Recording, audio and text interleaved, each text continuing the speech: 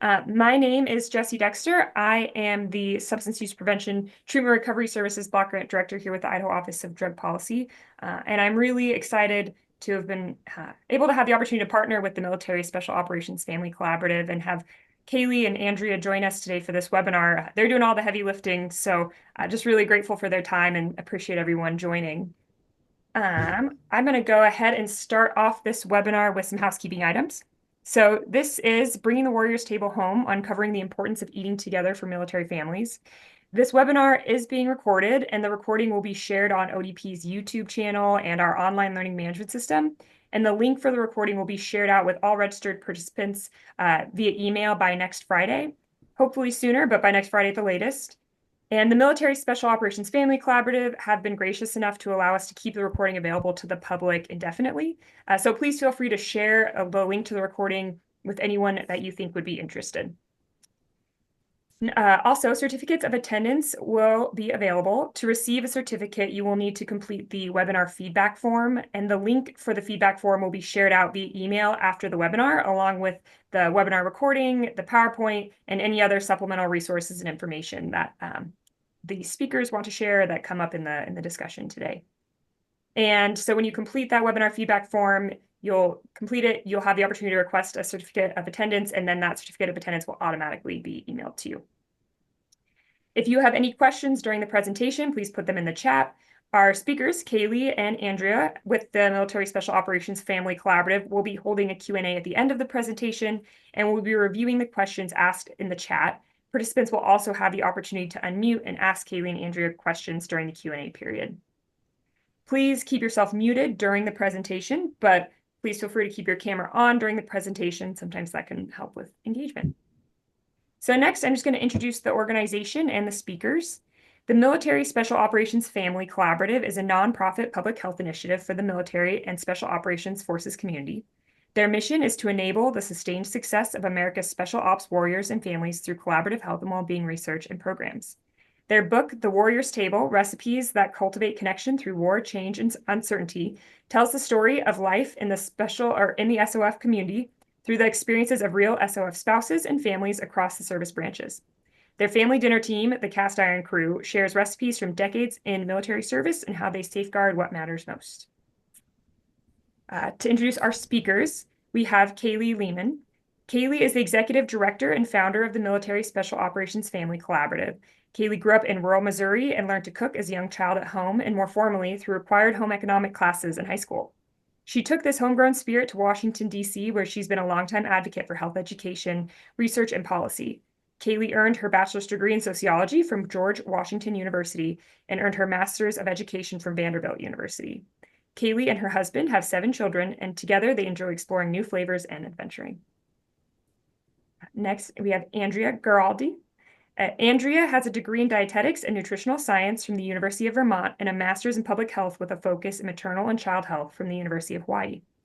She's traveled the world from Timan Negara, Malaysia, to the Tatros Mountains in Slovakia. What she's learned from her travels and life as a mom is that what works for some families does not work for others, and that her science background has proved pointless when the tantrum is about a speck of green and a meatball. Andrea and her husband have 3 children and have been a part of the special operations community for over 20 years. Her business, Back at the Table, helps families unplug, laugh, and reconnect at the table where she and her family are happiest, or so she tells everyone. Awesome. So thank you so much, guys. I'm going to kick it over to you and let you get started. Thank you so much, Jessie. We appreciate it a lot. It's an honor to be here with you guys today. This is a topic that I personally kind of came to by accident and have become more and more passionate about it over time as I found it in work originally doing, looking at what helps special operations families flourish and how much is that like it shows up in other contexts, whether it's other military units or in regular civilian life. Where's the intersection and why is it important? And so we really came to the work of what became the Warriors Table and building the team. There was about 5 of us that came together for 2 years to write this book. and really tell the story of what it means to thrive in the military, but then even more specifically in the special operations community, which you might hear us refer to it as SOF, or specifically the Navy SEAL community, the Green Beret community. There's all sorts of little units in there that is part of the story in the Warriors Table. Jesse, if you want to go to the next 2 slides. Thank you so much. We're going to take the talk in a few different ways and kind of chunk out why this topic matters and why we wrote a whole book about why family dinner is so critical for families in special operations and out of special operations. We're going to start with Adventure and Danger to Home, uncovering the need for the Warriors Table and what that looks like. Then we're going to cover the benefits of eating together, some strategies you can take to make it work anywhere and everywhere, literally and figuratively. And then we've got a challenge for you for your road home. And we are happy to take all the community questions you have for us. And so this presentation is really a presentation of stories. How we came to it, from adventure to danger and home. Mealtime and recipes and eating together, it's no secret that it's powerful, but it's easy to take for granted. And as I think back over the years, I think about, looking forward to Christmas to have grandma's noodles and mashed potatoes. And somehow that made Christmas matter. And the fact that my mom made cinnamon bun rolls and fudge for weeks before Christmas made it Christmas. And then as I got a little older, I uncovered the book 3 Cups of Tea, which is all about learning culture and building relationships with people that get you through hard times by food and the connection that you have when you dine with people, because suddenly somehow food takes away everything else and lets people be people. And then in our beginning days in the Army, way back in 2006 and 2007, my husband was still an armor officer, so he was a tank commander at the time. And all of a sudden, the Army took away tanks and these other platforms that we used in warfighting, and they engaged in what was called a counterinsurgency battle in Iraq. And it really became a strong vibe in the military. And one of the things that they started to teach all service members was the importance of learning culture and learning who people were and building trust and learning to fight together and why that matters. And that is something he carried with him into special forces, and really became a thread that tells his service story, and one we mimicked throughout the book. So here on this slide, you'll see tea from Thailand, I believe. On the next slide, you will see those are fish from Jordan, and they weren't tasty, but they sure made a great photograph. There's a whole bunch of guys dining with Partner Force in Syria, having a birthday cake in Syria, living off coffee in a military school. You name it. Food becomes the story you can bring home. Sometimes the recipes you can bring home. Sometimes when you're not ready to talk about anything else or can't talk about anything else, it's food that brings everyone together. And on the next slide, you'll see that it lasts a lifetime. It's the story of a lifetime. That little boy in that picture, he's actually my oldest son now, and it's a veteran who fought in Vietnam. And he rode with him on his lap out to a barbecue on a jump site about 5 years ago. And they were buddies for the rest of the day as our unit jumped onto the field.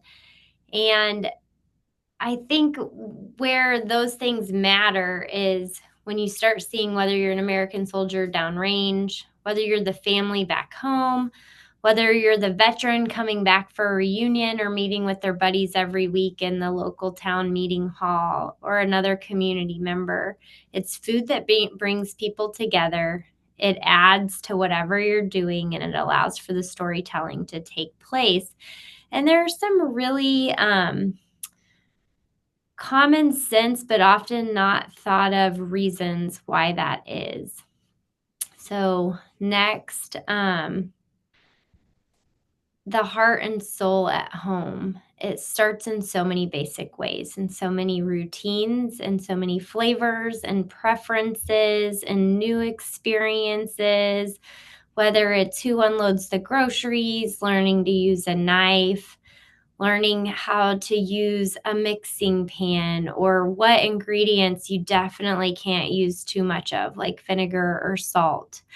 There's some stories in the Warriors table about what happens when you use too many of the wrong ingredients, or at times in life where you may have a lot of sage and too much salt, and what it means to pull that back together and season it better. On the next page,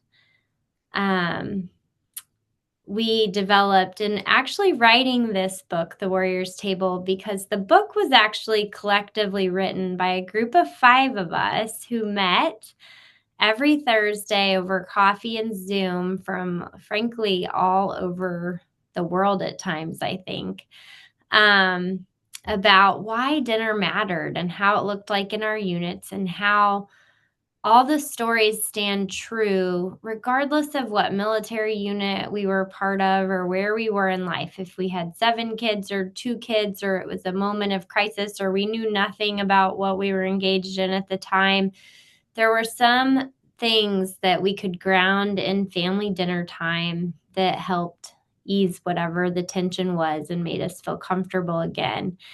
And those checkpoints we developed were all grounded in the fact that it nourishes you physically, mentally, spiritually.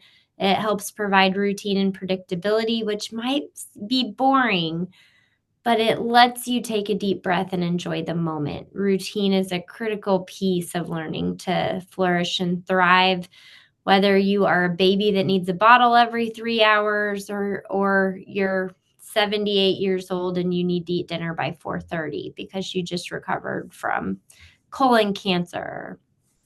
And food connects. It helps us build our identity, and in the end, we find belonging at the table or away from the table, but with food. So on the next point, you'll see what we grounded and what we started to call, because we found it in our original research, of what the question was: what makes special operations families, like, how do we know that they're struggling? What are the signs of a struggling family? And so we sent out a survey and we got hundreds of responses. And then we got hundreds of stories from them about what it was like to struggle and why they were struggling. And the themes that they all pointed to was skipping and avoiding family dinner. We found sometimes dinner's hard and it's tense. And you know what? When you're tired of it being hard and tense, you start avoiding it. They stopped having family celebrations, skipping vacation, and they had a lack of shared family routine. And this one was interesting, because what happens in the special operations community, what makes them unique is whatever unit you serve in, if you're in special operations, what makes you different is some part of the world is always burning down and in crisis. And that means you're the people that the president and the Department of Defense call. And so, in a moment's notice, when something pops into the news, you can ensure that there's a special operations unit on the way to put out the fire, or just be close to respond if needed, or to work with a partner force so they're better able to respond to the very hard and dangerous situation. So, families' ability to plan and predict what's next, whether it's 5 hours from now, or whether it's next week, or whether it's 3 months down the road, goes away. And so you'll start to say, respond, every 5 minutes or a day out or 2 weeks out. And what happens when you do that is big parts of life that, like birthdays and anniversaries and the things you celebrate and the traditions you bring home, those things become nice to do's because a certain somebody is gone from year to year unpredictably. So in order to deal with it, they become nice to do's. And you might avoid the conversation or have a limited awareness of shared wounds and develop a pessimism towards service. Nobody's thankful. Nobody knows what we do. And the thing is that puts all those together is when you start to see them, there's signs that people are struggling. And when you want a healthy, flourishing community, whether it's one that naturally has no predictable routine or not, there are some basic fundamental human needs, and these are the healthy checkpoints, which are on the bottom of the slide. Prioritizing shared mealtime, celebrating, connecting with people, pride and legacy, building routines and norms, practicing traditions, engaging in meaningful conversation, and managing stress and invisible wounds. And so what we worked on with the Warriors Table is thinking through all those situations where you're tired, where you're bored, where it's hard, where you come up with 100 reasons to skip mealtime. And how do we make them matter and double up on healthy checkpoints and prioritize what matters because it's important all the time to everybody. On the next slide, my colleague Andrea is going to dive into those benefits of shared mealtime and how you make them happen. Thanks, Kaylee. Hello, everyone. Kaylee, you always impress me with everything you do and all the research you do. And I'm so thankful to be a part of this and always have been. I want to mention, though, those Zooms that we had in creating this amazing book were during COVID. So this was an interesting time for everyone and all of us. And so what this book represents is exactly what we did, that connection, talking together, working together around the table with our Zooms and being in that space where we knew we weren't alone. And I'm going to go into that again in this safe space, but let me tell you a little bit about myself. I met my husband he was stationed in Hawaii and I was in graduate school. I did as every special forces spouses does. I not very smartly fell in love and dictated the rest of my life, and I'm so thankful for it now. But it's been an interesting ride, just as Kaylee mentioned. You hear things in the news, and you're the stomach, the pit goes in, and wondering, okay, what are we anticipating? What's going to happen next? And the one thing that I have made a priority is setting that time for family mealtime. I came back, my husband retired in 2018.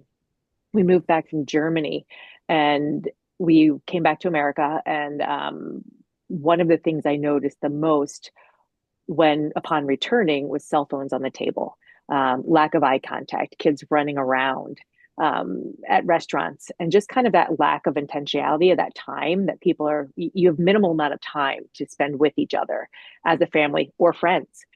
And so how do you make the most of that time? How do you connect? How do you feel good? How do you nourish yourself? And so I made it a mission to start my business, which is Back at the Table, helping families simplify the mealtime. And I think what people misunderstand in this world of social media and Pinterest and the perfection of a beet and kale quinoa burger is that not everybody wants that. And the secret sauce is not an ingredient. It's the connection that we have around the table. And the true sense of organic, it all comes together when you prioritize that time. When I was my husband's CO tour, the commanding officer tour years ago, I had twins that were 5 or 6 and a 1-year-old or 2-year-old, somewhere in between there. It doesn't matter anymore. They're now 16 and 12. but I remember prioritizing mealtime because that was for me. That was what I needed. And my daughter, usually I would roast the chicken, and then I would use all the parts all week, from soup to sandwiches to chicken salad, all this stuff. But my daughter would choose to sit under the table with her pink plastic IKEA plate. There's lots that I didn't like about that. However, as a good supportive spouse that I am, I made things work at home and didn't complain, and I made it work. I let her do this. And that was her safe space. She was angry. She was angry that my husband wasn't around. She was angry with life. We moved every 2 to 3 years.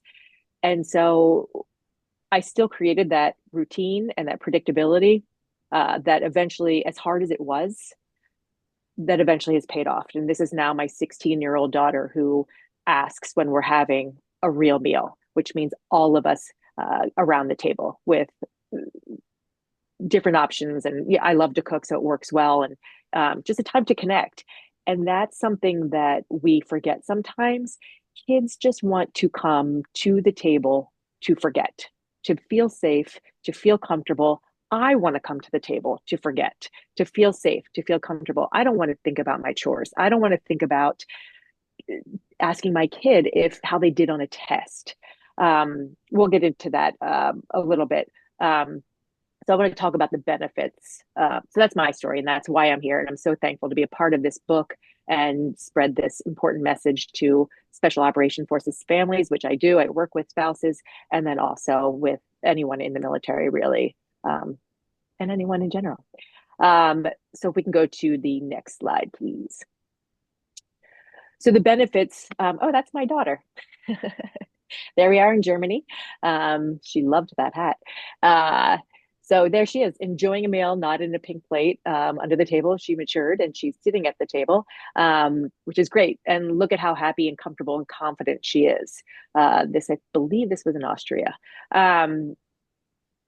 Family mealtime, and we like to say dinner because that's very convenient in what this is, and it's a family dinner project that we've worked with. But really, it's any meal that you can get together. Some people find breakfast a lot easier to maximize that time and everybody get together. It could be after school snack. It could be dad comes home, tea and toast late at night, one of those. So there are many times for you to get together as a family. But what it offers is, I prefer dinner, but higher self-esteem, lower risk for depression. Studies have proved, multiple studies have proved better grades. In fact, a lot more A's, if that's the goal of the kid trying to do better and get into a better college, so to speak. Higher reading scores and better vocabulary. Is that because they're coming to the table, or is that because we as adults are speaking to them on our level, and in school the teachers are speaking to them on the level of that they are in that class? I think there's a lot that could go with that. Obesity, better control of food, and that doesn't necessarily mean the food that's at the table, but it's just understanding and talking and taking your time to eat. Behavior, conversation and manners, that's a huge one for me. The whole meal shouldn't be spent telling kids or spouses or yourself making sure you're doing the right thing all the time, but this is the time to correct those behaviors. Teach kids not to speak over one another. Teach kids and adults basically to wait your turn to listen. I remember one time, eye contact is really important to me, and the way the shoulders place when you're listening to someone, being intentional. And I remember my twins fighting one night, and they both turned their shoulders to each other and were disagreeing at the table, which is normal. And I let it happen, and they kind of went off in a little spat, and then they looked at me and I said, I'm so proud of both of you. You put your shoulders to each other, you had good eye contact, you learned how to communicate. And they were so mad at me because each one wanted to be right. And I was just really pleased that they listened. They communicated. This is a space at the table that they can feel safe and comfortable and not feel judged. And so they were able to express themselves, which is important, very important. And that helps with their confidence and their attachment overall. to their family and other siblings as well as peers. Okay, next, please. That's me. I feel like this is not the same meal, but it is wonderful time living in Europe.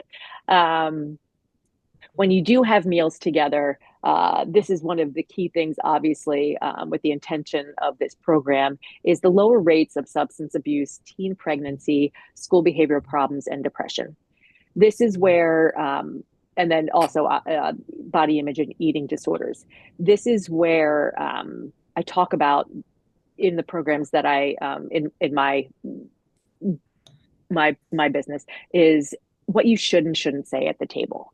So when you're at the table and you ask little Johnny what happened with Sally, because you knew from the day before she was teasing him, making fun of him, but you asked little Johnny what happened and it wasn't a good day at school, you've shut Johnny down right away.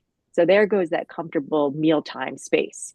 And so that kind of pulls your kid away. Or you ask about grades. Hey, how'd you do in that test?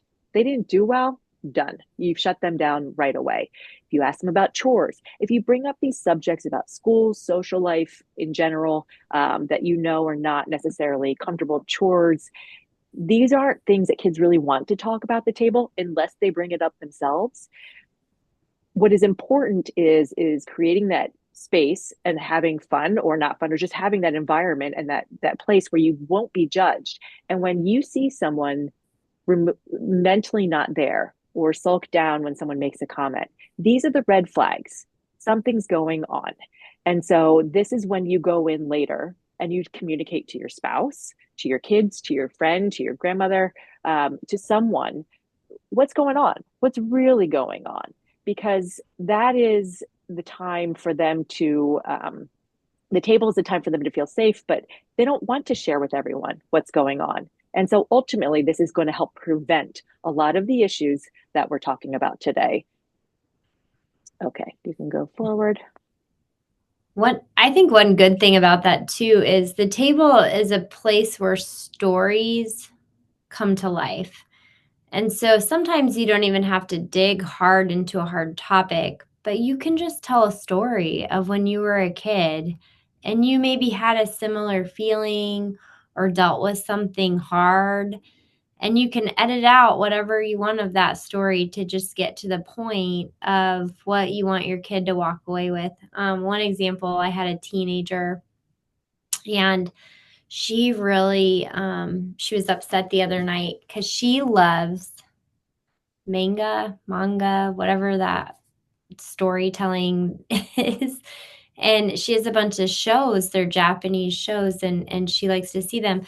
But she has a friend in another state, and he's not allowed to watch them for whatever reason, and wasn't really interested. And she basically was like, I don't think that, I don't really know why I'm frustrated or how to tell him that. Um, and and and I actually had a food related story where I went away to college and I discovered all these cheeses because growing up I knew of Colby Jack and Velveeta. That was all we ever had at home, even though my mom was a great cook, but it just, you didn't have Gouda and Brie in our small farm community in Missouri. And I went away to college and I came back and I brought all the new foods that I was going to show my sisters and brothers. And I might as well have grown 3 heads. And nobody was excited about those cheeses or dips that I brought home. And it wasn't that they didn't matter, but it was, sometimes your experience is your own and you have to recognize that and just deal with the feelings that are there. And I found dinner time to be a great time to recognize what they're trying to put words to, and then share a story where you had something similar happen and it was okay at the end of the day. It doesn't really matter. It doesn't mean they don't care about you or, a variety of other things, whatever you're trying to tackle. It becomes a place of stories or uh, things like that. Yeah, no, that's a great point, Kelly. I think, a lot of us can relate to that time when there's aha moment when you see it in your kid's eyes, like, oh, wait a second. I relate to that, and hearing an older sibling or a younger sibling talk about it through experience. I think that's a really, really good point to make.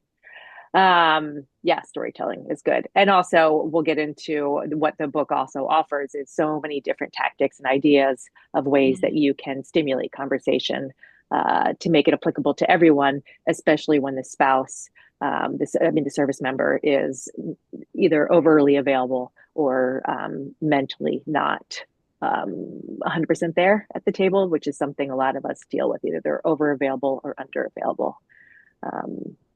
Yeah. And and that's everyone. I know I've Mhm. told you the story before, Andrea, but a lot of times it is the veteran, it is the active service member. Sometimes it's you, like myself. Mhm. When we had little kids, there were so many days where, sight words or math problems that didn't make sense in elementary school. And I didn't have the tools or the way to get forward and still finish their homework. And we would just stop right there. I would make their supper bowls. And this is actually, I think, a story in the book. I'm in one of the later chapters, and dinner would go in a bowl and in their lap, and they'd go sit in the stroller and sing songs and eat whatever was in that bowl. And we'd go knock out a bunch of miles, and they loved it because it broke the stress. It changed the scenery. It was positive. We knocked out dinner, ran along the ocean, and taught them new songs. And somehow that homework didn't really matter 20 minutes later. And It was the that's connection.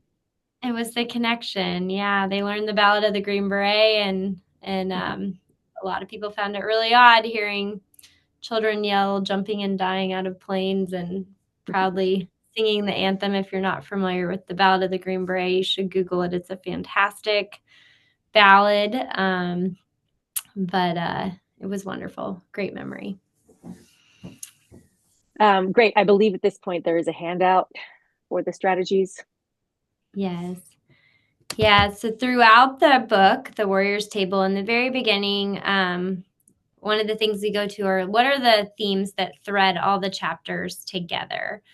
And those themes you'll find in every story, you'll find in the narrative in the book, and then the recipes match them. And we'll go into them, I think, in a minute. There's 12 tactics that we use that just help us build norms and routines around different experiences, different instances that come up in life. And so some of those we're going to give to you because they're wonderful to use, whether you're an organization, a school, a parent, or a kid looking to increase how you connect around food, and have the tools to do so. And so we'll go into those in a minute. Andrea is going to cover the ABCs of mealtime first, which there is also a handout for families and organizations to use in the attached resources. Great. Okay, so the average mealtime is about 20 minutes long. And actually, did I already touch on we do the 12 tactics? You have here, let me back up for a second. You have about, to get all the added benefits and the benefits of decrease in substance abuse, increase in academic performance, increase in confidence, body image, all of these amazing points that have come out in multiple studies. The magic number is about, they say 3 to 4, 5 to 7 meals per week. There's 2 different studies on this. I'm going to say 5. If you can hit 5 family meals together a week, you're going to get these added benefits. So if you're only doing one time, let's do it twice. So baby steps, trying to make this happen. One parent is better than no parent, but trying to sit around the table that many times a week is going to increase your chances of having all the benefits from family mealtime. So you have 16 traditional taps, 16 traditional meals that you can make this happen. On weekends, that's breakfast, lunch, and dinner. And then during the weekdays, that's breakfast and dinner. So that's 16 times. Those are traditional. There are so many untraditional times that you can use. Like I said before, you can do after school snack. That is a huge one if you have kids, or even if you come home from work and you want to sit down and have happy hour with your spouse. That is an intentional time where you're sitting and making eye contact and putting everything away. There's also many families are dealing with the complexity of sports. So there's before sports dinner. It doesn't have to be at a certain time. There's after snack after sports, where everybody can sit down and maybe just have some cheese and crackers and strawberries. Or dad's coming home late, tea and toast. So many different opportunities to take advantage of these times. So if you can fit 5 in your week, you're going to get those advantages. An average meal lasts about 20 minutes. So some of you might be saying, oh, that's it. Ours lasts a lot longer. Great. That's wonderful. Some of you may say, oh, ours is about 7 minutes, and that's tough. All right. That works too. Studies have proven that kids, especially adults as well, but right now we need to increase our fruits and vegetables and our fiber overall. We're hearing a lot about this right now with the whole gut microbiome. If you can spend longer than 20 minutes at the meal, and the longer you sit there, the more likely, or the chances of increasing your fruit and vegetable intake go higher. And so trying to keep the people at the table is really a goal. But again, let's just work on 5 times a week. Let's work with that. There are the ABCs of those 20 minutes. First, there's the activity. First, you're getting up. Oh, you forgot the ketchup. Let me get up and get it. And then you come back and sit down, and someone says, okay, while you're up, can you get me a cup of ice? And the chaos of actually just sitting down and actually coming together. That takes about 5 to 7 minutes on average. Then there's the behavior. Oh, Johnny, chew with your mouth closed. Stop reaching over. Don't interrupt. Get your elbows off the table. All of these things, we interrupt conversations constantly just to establish manners and create what we call like a proper meal time. So that's going to take another about 5 minutes. So when it comes down to it, you only really have about 5 to 7 minutes of true connection with the people you're dining with, ideally your family or friends.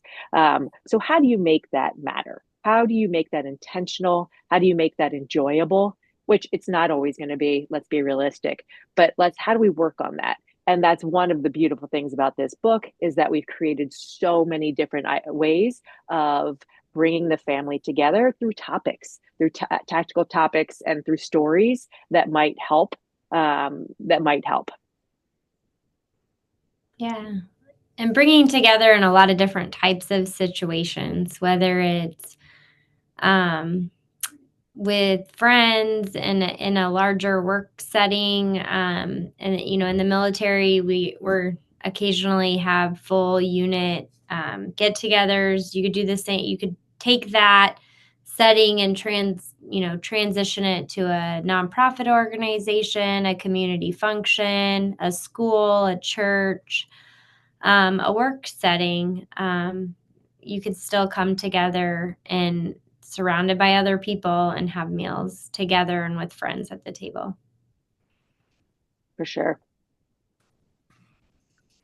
Okay, so here are 12 tactics to try. Do you want to chime in on this, Kaylee, or you want me to keep going? Yeah, I'll go ahead and read these. So as all those like Zoom coffees we had writing the book, the themes we kept coming back to were, how do we make this doable and encouraging? And what have we used through the years to meet sometimes mind-boggling situations? And so whether it's making dinner taking food in the middle of the night to the airport, or on a jump zone, or by a lake where there's a water jump, or figuring out how to recreate a recipe that a service member who was killed downrange made before he left home the last time, which that recipe is in the book as well.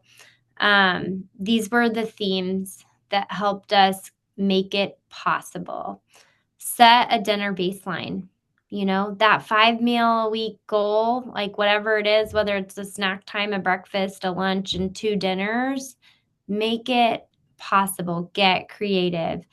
Cultivate self and situational awareness.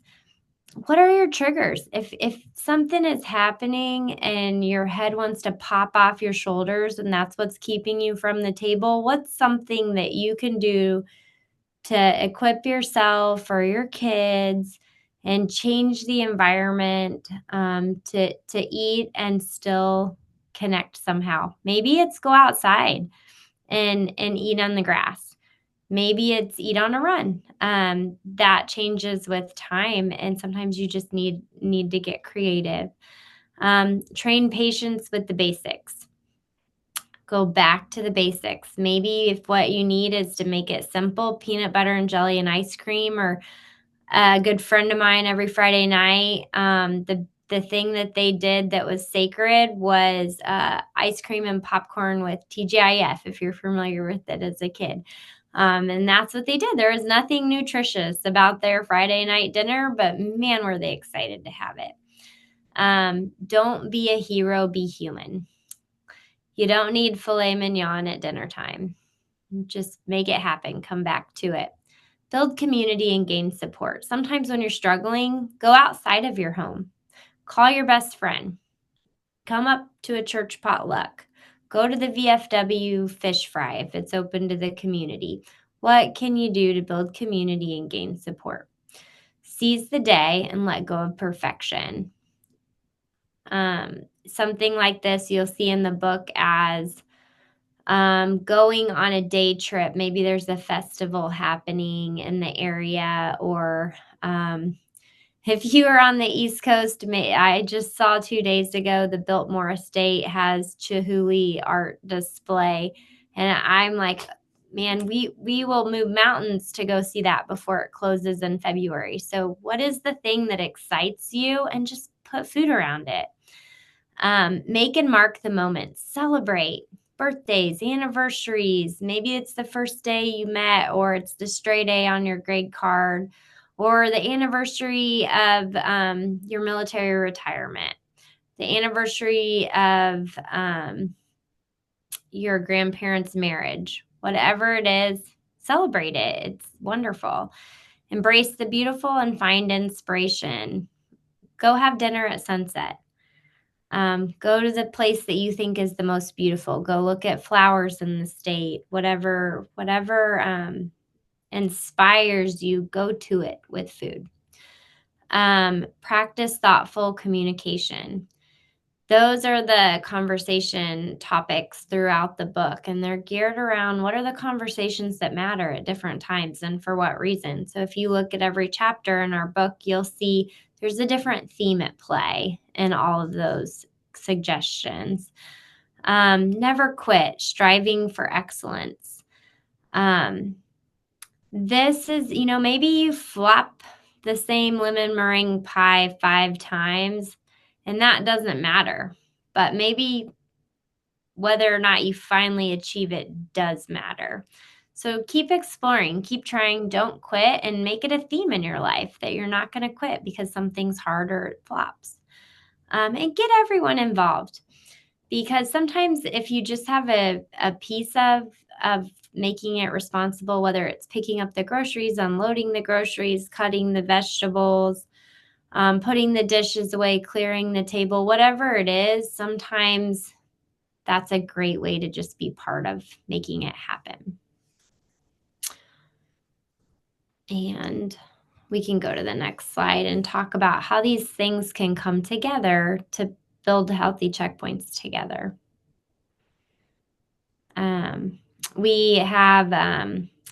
We do this throughout the book, but what we found is the things that make us human and are so important, whether it's celebrating, building routine, establishing traditions, going on vacation, these things naturally are coupled with mealtime. And when we do them with food, it makes it somehow it's more motivating. It's easier to make happen. It's also really meaningful, and it gives us a lot of material to build memories around and tell stories. So some of the things in the cake or in the in the pictures, it's a toddler's birthday party made with fruit where they built that cake with fruit. Or there's another cake that's a Rice Krispie cake, and I guarantee it's because the dad wasn't a cake eater because he's a Green Beret, and that's not his thing, but Rice Krispie treats were easy and everybody liked them. There's ice cream sundaes in Germany, and you can see how happy those kids are. So sometimes just finding something to celebrate, and it doesn't have to be spiffy, but it's a great reason to come together for an unconventional family dinner. I think also, Kaylee, what's important to mention in the military community, not just in the SOF, rarely are you with family. And so we move all over all of the time. And so creating those families, those meaningful moments where friends become ultimately family, that is to this day, some of the best memories for my kids are centered around creating a tradition, creating an event, which, yes, out of food and all of that is important to these kids and to me as well. Yeah. Yep. It's very important. And it's funny how that changes from unit to unit too. Um, I think so. If we go to the next one, the next strategy that we wanted to highlight was, well, actually, yeah, it's experiment, but you can go back. This celebration here, Dad just got home from a deployment. And so on the way home from the airport, we went to get ice cream. And so sometimes, you celebrate unconventional things. That deployment was a deployment with no end and nothing to inform it other than the war against ISIS. And so when Dad came home, it was a pretty exciting time.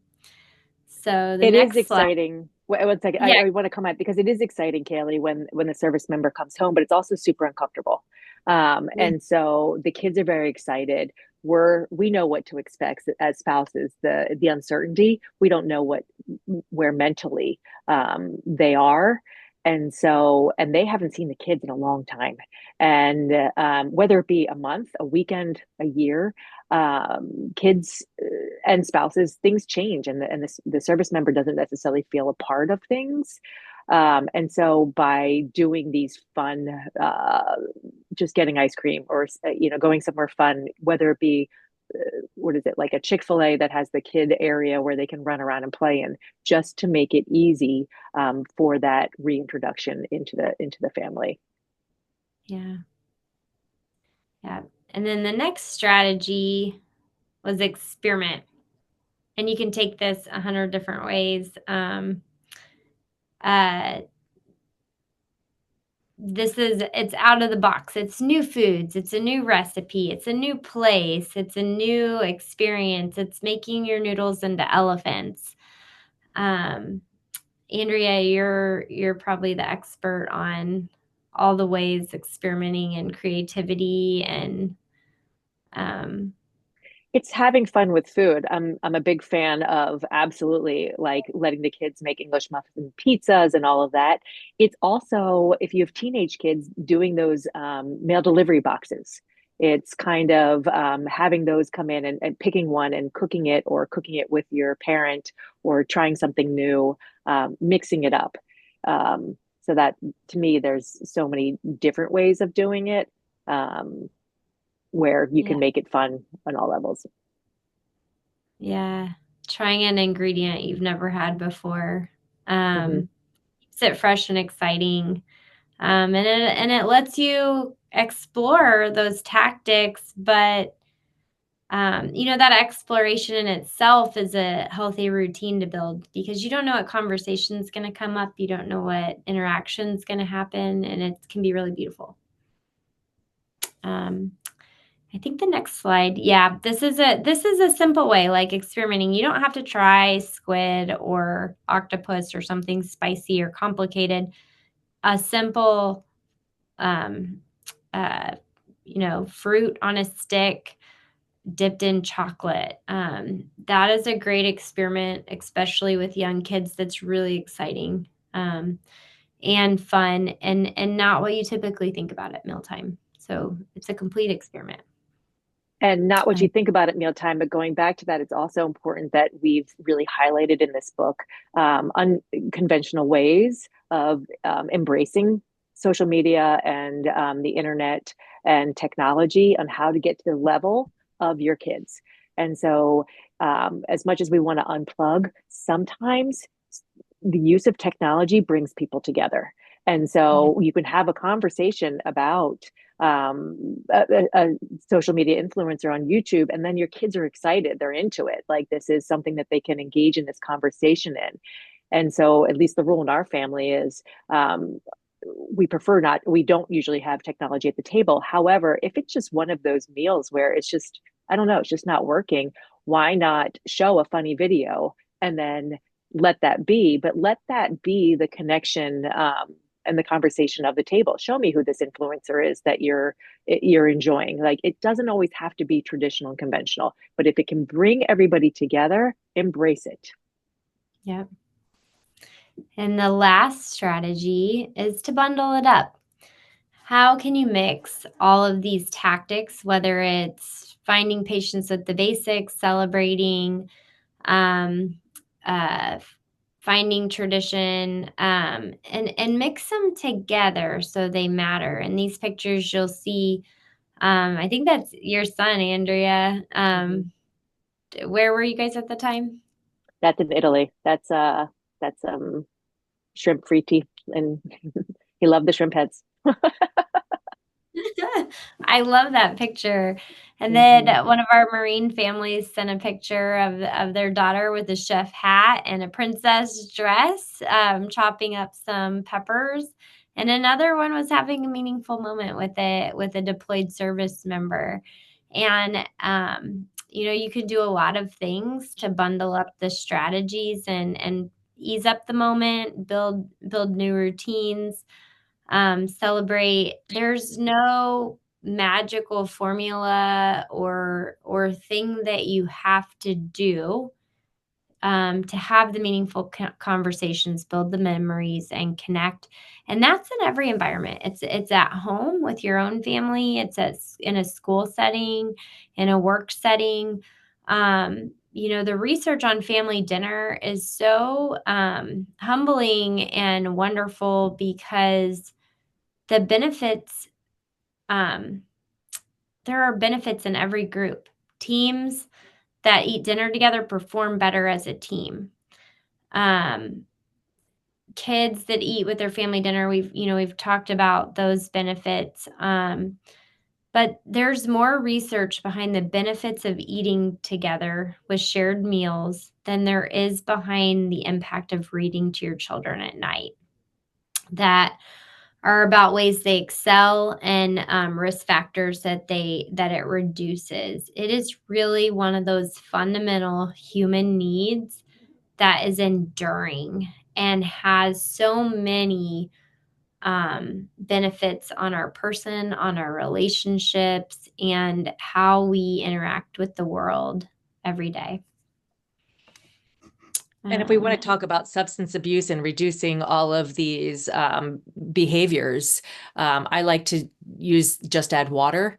When you see kids stressed, when you see your spouse stressed, when you are stressed, if you have access to a pool, great. That gives you time to just be in the water. If you have access to the ocean, but if you don't, take a shower, have a cup of tea, have that intentional conversation and that time to just sit and slow down to listen to the person that's struggling, because that is important in reducing all risky behaviors. Yeah. And along with that tip that Andrea just gave, we have a few others that are sort of good at every dinner table or even coffee table. they're really just good human behaviors all the time. Andrea, do you want to hit on those? Sure. So I am very careful of what we discuss at the table. It doesn't always happen that way. Sometimes kids bring up things, but I'm not bringing them up. And so talking about dream vacations or weekend plans or a recipe to try in the future, they've been or what they've done. But trying to stick away from those tricky moments about politics. You can certainly talk about the election. It's a great way to have a conversation. And if you're really working with your kids on listening and practicing good body positioning and eye contact, you're teaching them to kind of be more accepting and understanding, which goes a long way. But you don't want to bring on religion and politics, get a little tricky until they're later. And then no screens, ideally. That just, that kind of tells Human the, out of it. what'd you say? I said it takes the human away. It does. And it tells the kid that that they're not part of the conversation. Yeah. Yeah. So these are just some simple rules that you can use in addition to the tactics to have success. And often, especially if you have teenagers or young kids, or maybe you're an adult and your relationship is in a rough spot, these are just some good ways to have positive conversations and avoid some common pitfalls. And then we have one challenge for the road for everyone. And it is that in those 16 opportunities that are traditional, and Andrea mentioned, that you aim for at least 4 meals a week where you're sharing time together and engaging in conversation. And keep in mind when you're aiming for the 4, it doesn't have to be 4 of 16 traditional meal times. Get out of the box with those 4 and just make them happen one more at a time. If you're at 1 meal a week and then go to 2, and then if you hit 4, celebrate. That's amazing. It's also important to mention that if the studies have shown that going beyond like 7 meals a week hasn't shown any true benefit to helping the behaviors or the benefits before. So it's not like you have to be an overachiever here and be like, we do every breakfast together, every dinner. And if you do, great. But it's not going to, I shouldn't say make a difference, because it does. I personally think it's great, but in terms of getting the benefits, in terms of risky behaviors and other things we talked about, those aren't going to be higher or lower because of more meals. Yeah. And then last, after that challenge, we're going to say thank you. Thank you for having us. This has been a absolute honor and joy to be part of this amazing initiative that the state of Idaho does. It's such a encouraging thing to see states pushing out initiatives that they are going to help put resources to, and acknowledging veterans and veteran communities in the process. It's a hard time after the last 20 years of war, for active duty service members and our veteran community. Processing that, finding your way back in a community, whether it's the one you grew up in or not.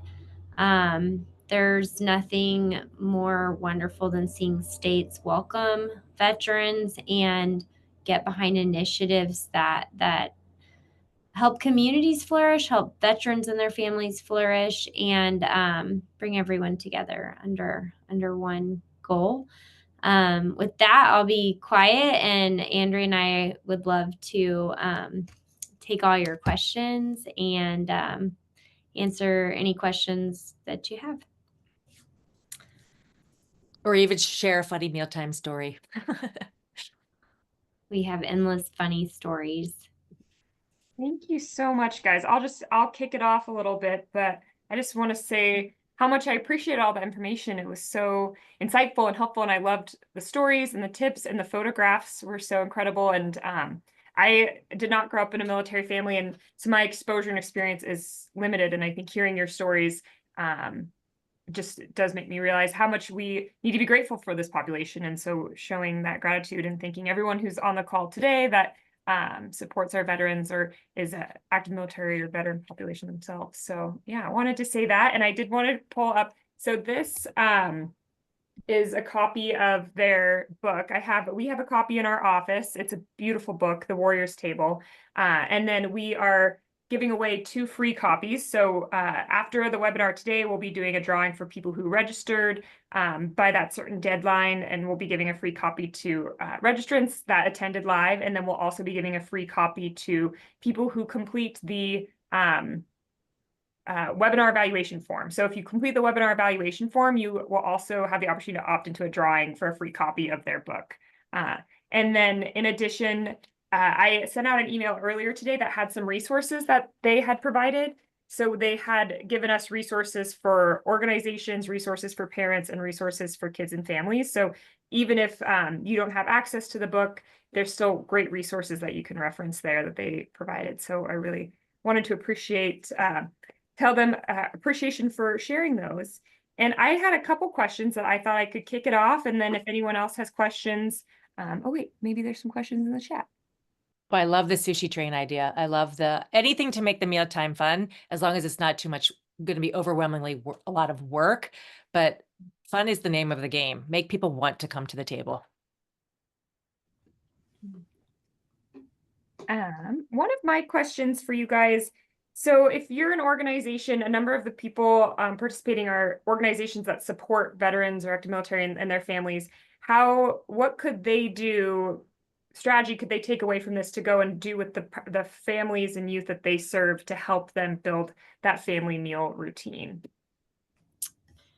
Yeah, I think the number one thing I would do is say, what's the main aim of your mission?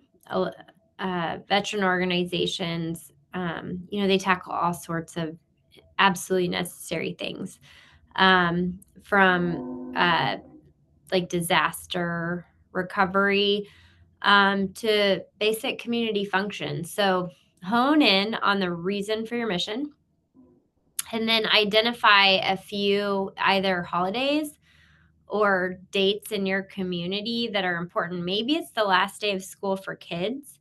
Maybe it's Memorial Weekend. Maybe it's the 4th of July. Maybe it's Christmas and you're doing a Toys for Tots related drive. Find a day and open it up to either get creative for people to bring food for a potluck or cater a meal from a place people love, or bring ice cream and do ice cream sundaes.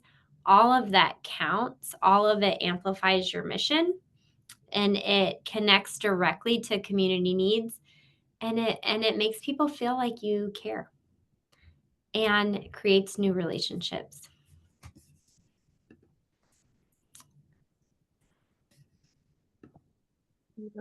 I also was just going to add on to that and say our Office of Drug Policy, this webinar is part of our Eat Together Idaho campaign. And that campaign has 2 initiatives, one in the fall winter called the Family Dinner Initiative, and one in the spring called the Family Breakfast Initiative. So if we have partners that we provide these free Idaho Family Dinner meal guides and Idaho Family Breakfast meal guides that have recipes, conversation starters, and activities. And our partners have the ability to order copies of these family meal guides from us for free, and then also request stipends from us to go and run with some of these ideas and implement some programs or activities with the families that you work with. So we have a number of different strategies that our prevention partners have used. Some do dinner in a box, like meal kits that they distribute to families. They take the recipe guide and they pick a recipe and they build out these dinner kits and distribute them. Others do, community dinners. You could have even in a classroom, having all the kids do a meal together, inviting their families in to do more of a bigger community meal. But we do offer stipends from our office to help partners in organizing these initiatives, and then, providing these families with those resources to help them kickstart their family meal routines at home. So I'll share information about that in the follow-up email as well, but I just wanted to mention that. Yeah, the resources we provided Rebecca Barlow put in the comment that veteran support organizations like to provide a family meal at Thanksgiving, and you could include a stack or card of family time topic suggestions. So on top of the resources you guys already have with the state of Idaho, Jesse, I believe both the parent resource packet and the kid resource packet that we included have different conversation starters.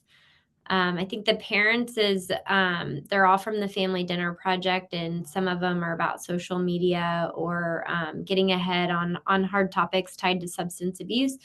And then ours are directly from the Warriors Table with the kids handout.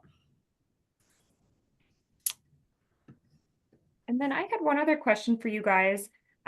So if you work with military or veteran populations that don't have spouses or maybe don't have children, how can we support those individuals as well, because those community and those family meals are just as important. Do you guys have any tips on supporting that population? I'm Call them I'm single sorry. sailors. In the Navy, we Okay. call them sailors. There you go. Yeah, and it's Yeah. actually nice because like the commissary, they'll have these areas of the grocery store where they'll have like single portion things so that it's geared towards the single sailor. And I think that's kind of a nice approach to it. I think the VFW is a great way for people to come together because they have those meals. Kayla, you can address that a little more in terms of how we address it, because this is definitely family focused. Yeah, I think all of the stories in the book are family focused, but there are a lot of chapters in the Warriors Table that essentially deals with a single spouse or I think there's even instances of an unmarried spouse or an individual by themselves. And the reason for that is because when you're deployed or apart, you're obviously part of your family is not there and you're alone. In fact, in our work, we have instances of widowed spouses come up a lot. And so a lot of the recipes are creative in that way where they're not big. But I would say anything a community can do to think about who they are trying to serve and why, and bringing the community together, for single spouses or single soldiers, um, maybe veterans that we often work with veterans that have severe PTSD, substance abuse disorders, and their family has hit a struggle spot and they're not living with their family at the time. And two things, there. Maybe they don't have family to begin with, or they've lost their family to tragedy, whoever we're talking about. Me Dinner with people still matter. So this is a place for organizations, whether it's a church or a veteran organization or anything, having meals periodically or encouraging people to eat together matters, because you need people in your life no matter who you are. The other thing, in this one instance, it kind of makes me emotional remembering it. It was at a conference and I was interacting with a service member who is there speaking on behalf of the effectiveness of substance use programs and patient substance use program. And he had been out and he had been dry for, I want to say it was like 90 days or so. And I was like, "Oh, tell me about your family." And he said, "Oh, I'm not living with him right now." And I could tell like it just tore him up, right? Like this was a struggle and he was prioritizing his struggles to get better. And I thought about it for a minute. And then what I did was I brought him a book. I brought him The Warriors Table. And I said, "Hey, this isn't for you. It's for your kids." And so on the weekends you have your kids. And if you don't know what to do, just pull out this book. And if you can't make a meal, order fast food, but pick a conversation starter or a game and just start building back. And he just broke down crying and had no words because he just needed a tool. And when sometimes you take that off somebody's plate, whether it's making the meal or what to say or setting the circumstances, if you give them a reason to use it, that's all they need to make it happen. And so, a lot of the resources we lose, in really in every community. It can be special operations, it can be anyone. The resources we need are often not tangible. They're emotional, they're feeling able, their confidence, it's motivation. And to give people that sometimes they just need a tool, a meal in a box, a conversation topic, a challenge from somebody that cares about them.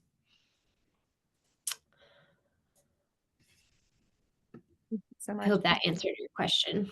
Yeah.